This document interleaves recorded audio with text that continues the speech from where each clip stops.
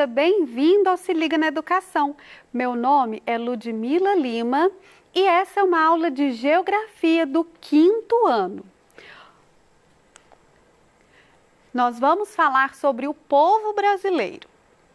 A habilidade a que essa aula se refere é a habilidade número 1 de Geografia do 5º ano, descrever e analisar dinâmicas populacionais na unidade da federação em que vive, estabelecendo relações entre migração e condições de infraestrutura. Nosso material de estudo nesse bimestre será o PET, o Plano de Estudo Tutorado, volume 2.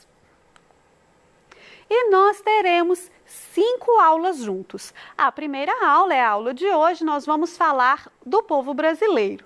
Na aula número 2, quem somos nós, os mineiros? Na aula número 3, Minas Gerais e sua diversidade. Na aula número 4, o espaço urbano e na aula número 5, as funções da minha cidade.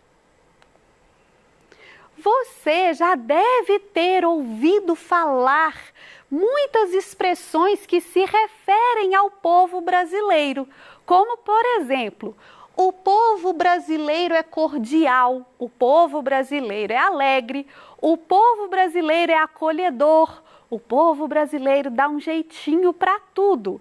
Mas o que é povo? Você sabe definir com certeza o que é povo? Isso é polvo. Sempre que a gente faz essa pergunta na escola, tem alguém engraçadinho que fala, polvo é um bicho, mas eu não trouxe aqui por causa do engraçadinho. Eu trouxe aqui por causa da sua atividade em que você vai escrever essa palavra e precisa prestar atenção. Polvo com L é um animal. Nós estamos falando de povo. Então, vamos ver na definição do dicionário o que quer dizer povo. Povo é substantivo masculino. A primeira definição do dicionário é conjunto de pessoas que constituem uma raça, nação, etc. Segunda definição, conjunto de habitantes de um país, de uma região, cidade, vila ou aldeia. Terceiro, sociedade composta de diversos grupos locais, ocupando território delimitado e cônscia de semelhança existente entre seus membros pela homogeneidade cultural. Bom, homogeneidade cultural num país desse tamanho é meio complicado, mas aqui já deu para a gente entender mais ou menos o que é povo. Olha este número. 212.987.467 brasileiros. É a projeção da população estimada pelo IBGE para 2021, aqui para abril de 2021. Quando nós falamos de projeção de população estimada, a gente precisa entender o seguinte. A última pesquisa, o último censo realizado pelo IBGE tem mais de 10 anos já, mas com os dados da dinâmica populacional que o IBGE possui, ele consegue calcular aproximadamente quantos habitantes nós temos hoje no Brasil. Esse número é o número de habitantes, a população do nosso país. Comparando com a década de 1950, observamos que a população brasileira quase quadruplicou e continua crescendo. As pessoas estão vivendo mais tempo. A expectativa de vida no Brasil aumentou nas últimas décadas e hoje é superior aos 76 anos.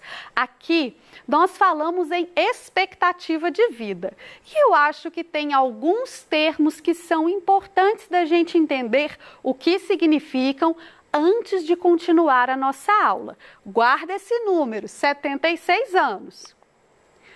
Os termos que eu acho que a gente precisa conhecer são expectativa de vida, natalidade, mortalidade e migração. O que é expectativa de vida? é o tempo que nós esperamos, que nós entendemos que uma pessoa pode viver em média.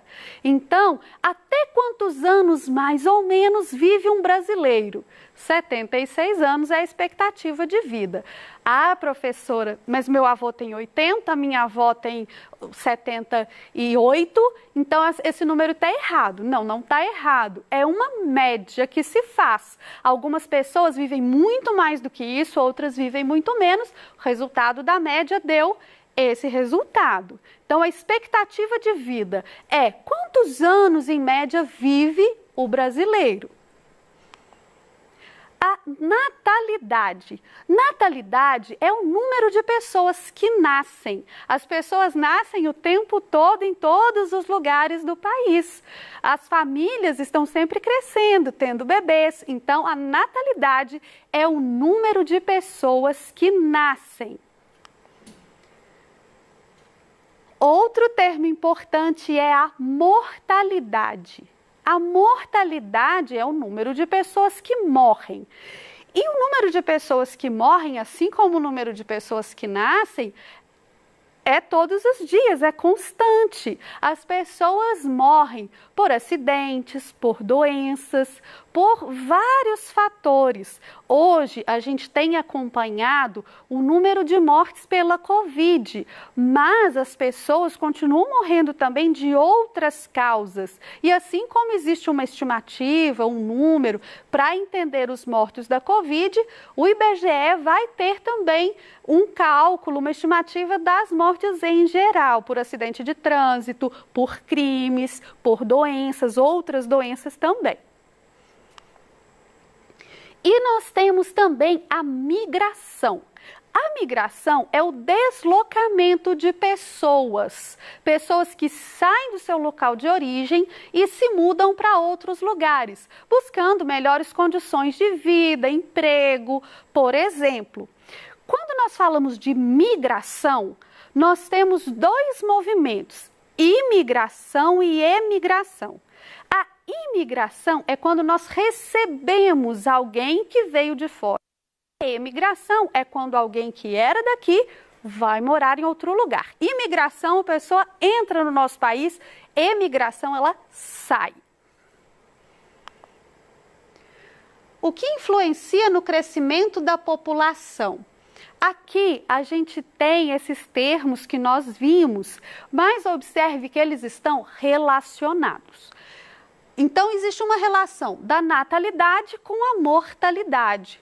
Como eu disse, nascem todos os dias pessoas e morrem todos os dias pessoas. Para que a população, a dinâmica populacional seja afetada por isso, a gente precisa observar a relação.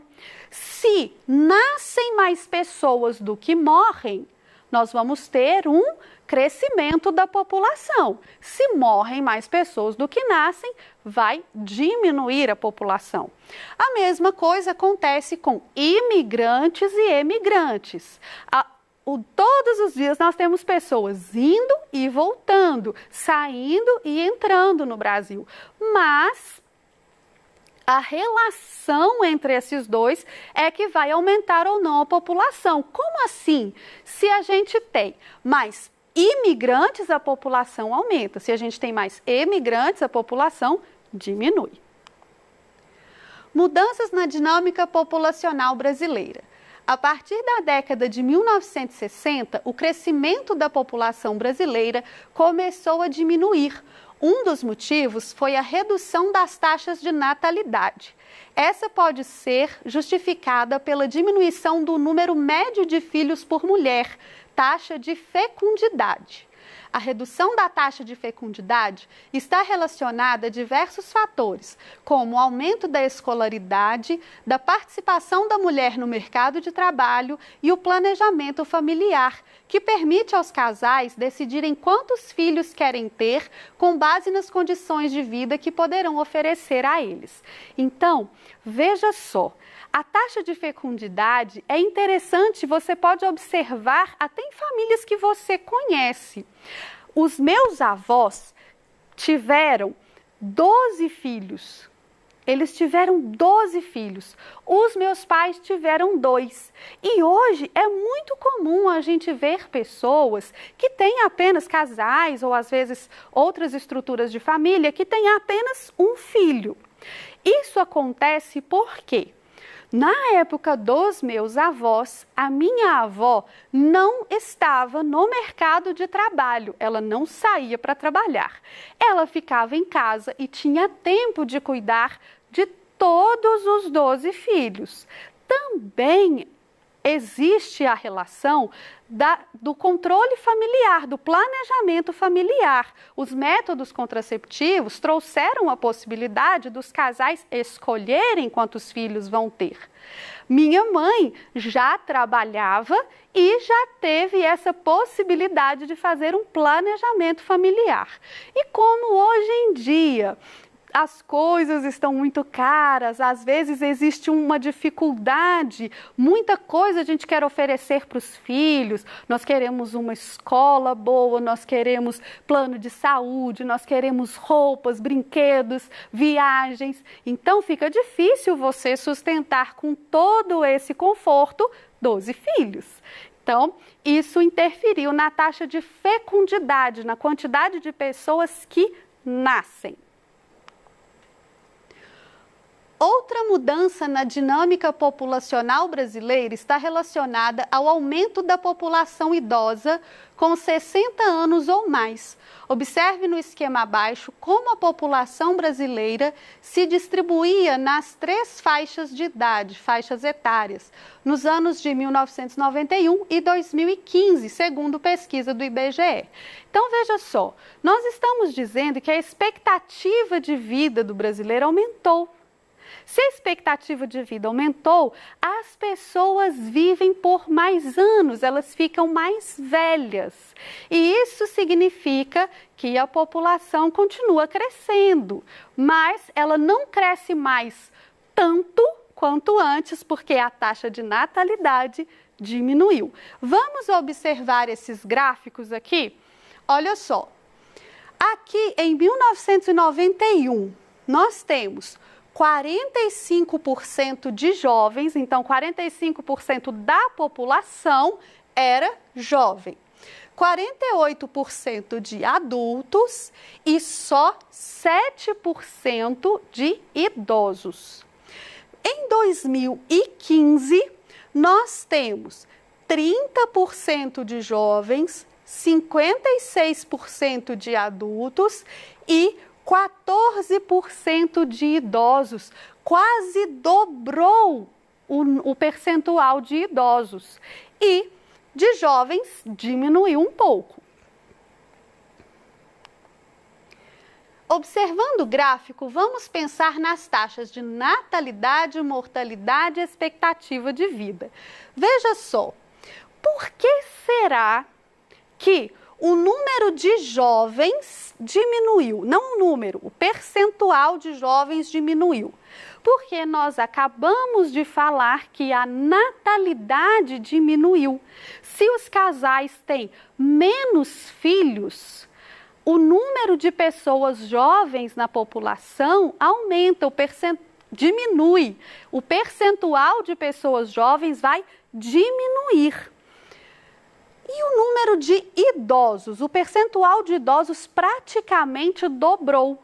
Como é que isso acontece? Isso acontece porque a expectativa de vida dos brasileiros aumentou. Como que a expectativa de vida pode aumentar? A expectativa de vida aumenta quando a gente tem melhores condições de vida para esses idosos, quando a gente tem mais recursos na medicina, mais amparo a esses idosos.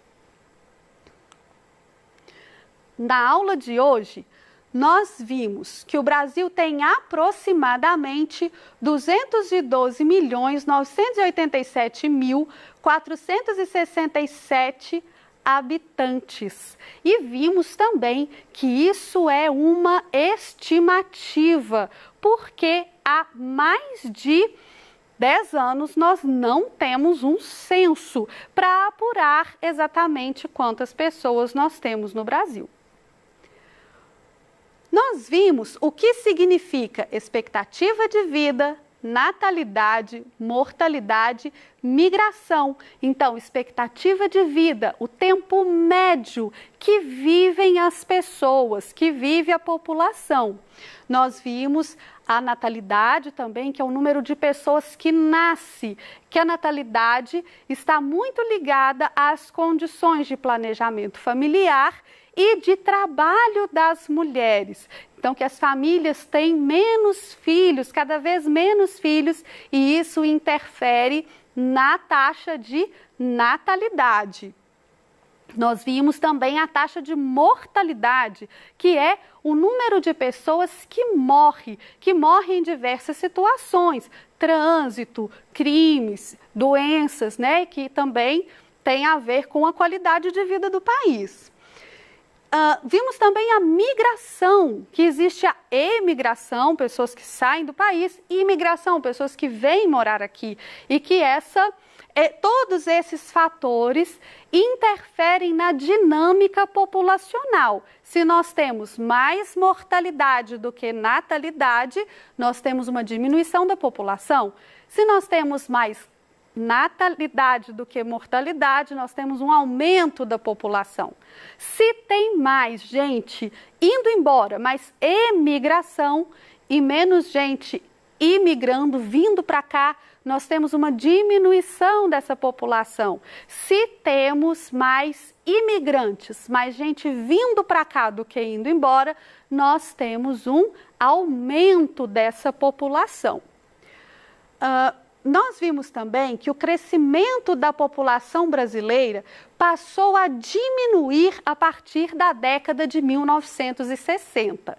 Quando a gente percebe isso, é importante ficar atento que não é a população que diminuiu, é o crescimento. A população continua crescendo, mas ela cresce menos. E isso acontece por causa da taxa de natalidade, fecundidade que diminuiu. A partir do momento em que as famílias começaram a se planejar, a partir do momento que o casal começou a escolher quantos filhos vai ter, que a mulher saiu para o mercado de trabalho e começou a se ocupar de outras questões fora da sua casa, do seu ambiente doméstico, a fecundidade caiu, então o crescimento da população passou a ser menor. Ela ainda cresce, mas cresce menos.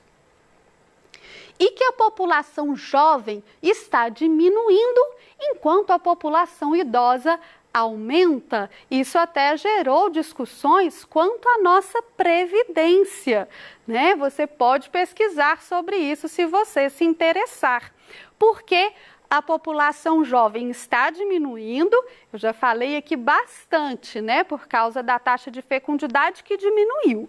E a população idosa? Por que a população idosa está aumentando? Porque a expectativa de vida aumentou, porque as pessoas estão com condições melhores de vida, condições melhores de saneamento, de educação, de recursos médicos para se tratarem. Então, é natural que as pessoas passem a viver mais. Se elas têm uma assistência médica que socorre quando ela tem algum problema, se ela tem um cuidado, se ela tem uma vida mais tranquila, mais confortável, é possível que ela viva mais. E vivendo mais, a expectativa de vida aumenta e aumenta também o percentual de idosos na nossa população.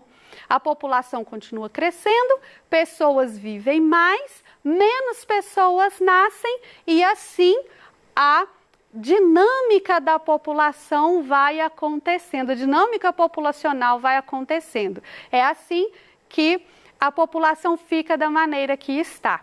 Eu espero que essa aula tenha ajudado você e que você faça suas atividades com muita atenção. Um grande beijo, muito obrigada por sua atenção e até a próxima!